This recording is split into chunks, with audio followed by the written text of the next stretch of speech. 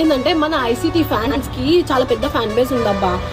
కానీ మనలో డ్రాబ్యాక్ ఏంటి తెలుసా, గెలిస్తేనేమో ఆకాశం అంటారు, ఓడిపోతేనేమో పాతాళం అంటారు. అట్లుంది స్టోరీ. హార్దిక్ పాండ్యాకి ఐపీఎల్ టైంలో ఎంత హేట్ చేసినారు, అసలు టీంలో నుంచే తీసేయాలి అని మాట్లాడినారు. ఇప్పుడు Hardik Pandya the main key role మన లైక్ వరల్డ్ కప్ రావడానికి, మన T20 వరల్డ్ కప్ రావడానికి. ఇంకేంది డూబే కూడా, ఆయన ఎంత ట్రోల్స్ చేసినారు ఆయన పైన, కానీ ఆయనది కాంట్రిబ్యూషన్ అయితే నెక్స్ట్ లెవెల్ ఇప్పుడు వరల్డ్ కప్లో ఉండే.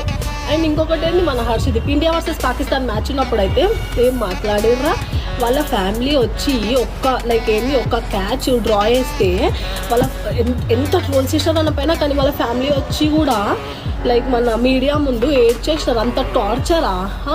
సో ఒక్కటే చెప్తున్నా ఏంటంటే, ఇది ఒక జీవితం.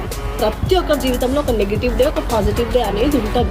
వీళ్ళందరూ కూడా మన ప్లేయర్స్ మన ఇండియా కోసం